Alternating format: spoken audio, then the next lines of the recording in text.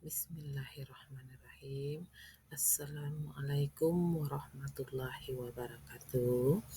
Bagaimana kabar anak-anak ibu hari ini? Sehat? Alhamdulillah.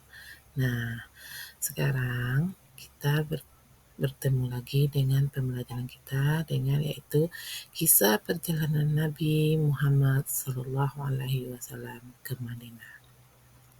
Sebelum kita memulai pembelajaran, marilah kita berdoa terlebih dahulu.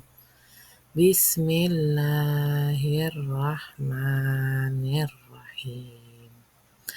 Raditu billahi rabbal wa bil islam madina wa bi muhammadin nabiyya wa rasula rabbil zikni ilman warzuqni fahman.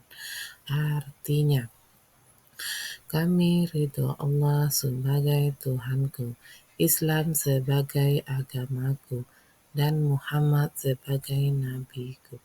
Ya Allah, tambahkanlah kepadaku ilmu dan berikanlah aku pengertian yang baik. Nah, di balik perjalanan Nabi Muhammad SAW, ada pun kisah Nabi Muhammad ke Madinah. Ali bin Abi Thalib memperingati tempat tidur Nabi Muhammad SAW. Kaum musyrik Quraisy sangat terpukul dengan keberhasilan dakwah Nabi Muhammad. Oleh karena itu, sebelum semakin membesar agama baru, mereka memutuskan untuk mencelakai Nabi Muhammad. Allah merencanakan kaum musyrik Quraisy kepada Nabi Muhammad, maka beliau memerintahkan Ali bin Abi Thalib untuk tidur di pembaringan Nabi Muhammad sambil memakai selimut berwarna hijau buatan Harda-Maut yang biasa beliau pakai.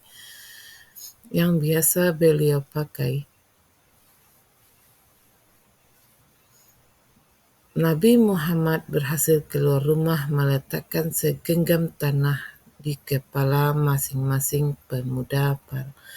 pemuda Quraisy sambil membaca firman Allah. Dan kami jadikan di hadapan mereka sekat atau dinding, dan di belakang juga sekat, dan kami tutup mata mereka sehingga mereka tidak dapat melihat. Keesokan harinya mereka sungguh terperanjat karena hanya baru mengenali bahwa yang mereka duga Nabi Muhammad adalah Ali bin Abi Thalib. Yang kedua, Nabi Muhammad ke rumah Abu Bakar. Pada suatu siang menjelang hijrah, Nabi Muhammad beliau berkunjung ke rumah Abu Bakar. Nabi Muhammad menyampaikan kepada Abu Bakar bahwa beliau mendapatkan izin untuk berhijrah.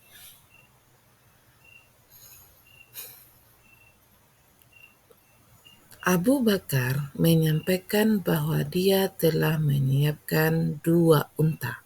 1 unta untuk Nabi Muhammad dan 1 unta untuk berjalan ke Madinah. Awal perjalanan.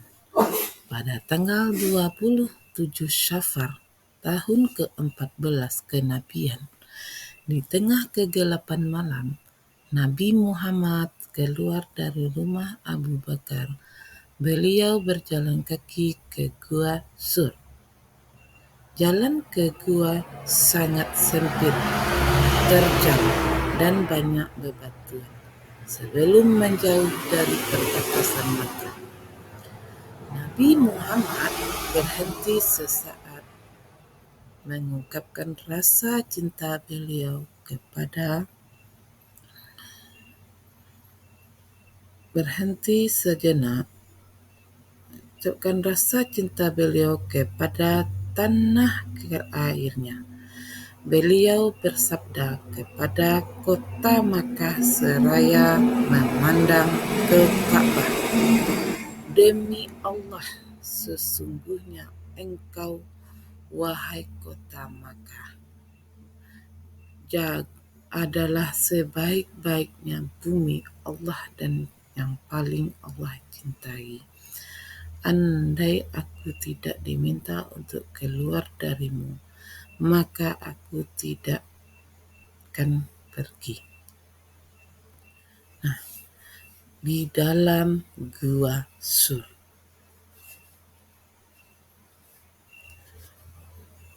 Sebelum memasuki gua, Abu Bakar masuk terlebih dahulu.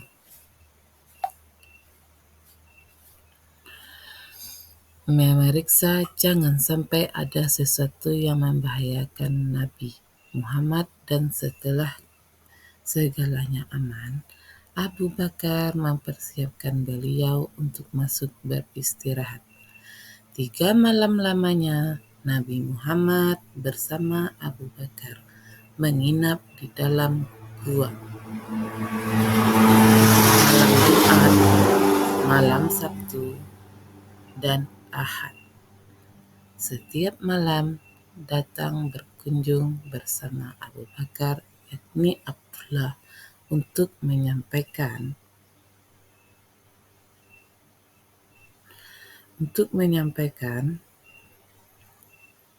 perkembangan yang terjadi di Makkah. Para tokoh kaum musyrik, dia sangat kecewa. Mereka memberi tugas para pencari jejak untuk melakukan pencarian. Mereka dijanjikan hadiah besar, yakni 100 ekor unta bagi yang menemukan Nabi Muhammad dan Abu Bakar. Pemuda-pemuda Quraisy mondar-mandir mencari ke seluruh arah. Pada saat mereka sampai di Gua Sur, mereka berjumpa seorang pengembala, dan ia berkata, mungkin saja mereka ada dalam gua itu. Waktu mendengar jawaban gembala itu, Abu Bakar berkeringat. Ia khawatir mereka akan menyerang ke dalam gua. Kemudian orang Quraisy naik ke gua. Tapi selanjutnya ada yang turun lagi. "Kenapa kau tidak menjenguk ke dalamnya?" tanya teman-temannya. Ada sarang laba-laba di dekatnya. Saya lihat ada burung dara atau burung guguk di dua. Jadi saya mengetahui tak mungkin ada orang di sana. Nabi Muhammad semakin bersungguh-sungguh di dalam doanya.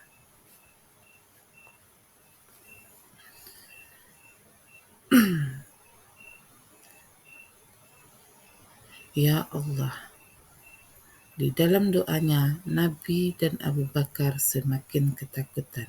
Ia mendekatkan diri kepada Allah. Perjalanan ke Madinah.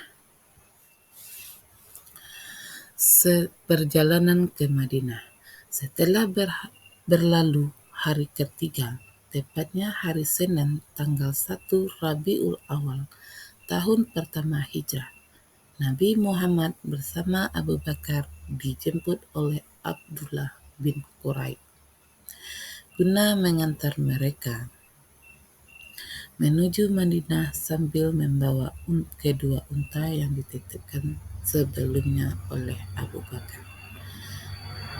Dengan petunjuk dan perlindungan Allah, mereka berangkat menuju Madinah melewati pantai Laut Merah. menyambut rute yang berbeda dengan yang biasa ditempuh oleh khalifah-khalifah menuju Madinah. Yasrib menjadi Madinah.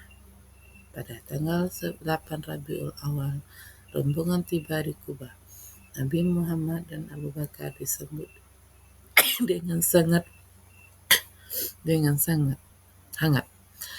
Apalagi setiap hari setelah salat subuh sampai zuhur, berhari-hari mereka menantikan kedatangan Nabi Muhammad. Penduduk Madinah yang mendengar tibanya Nabi Muhammad di Kuba juga mendatangkan menyambut beliau. Nabi Muhammad tinggal selama 4 hari, yaitu Senin, Selasa, Rabu, Kamis. Beliau dapat itu membangun Masjid Kuba. Hari Jumat bersama Abu Bakar, beliau berangkat menuju Madinah. Beliau berangkat menuju Madinah untuk bermalam di Kuba.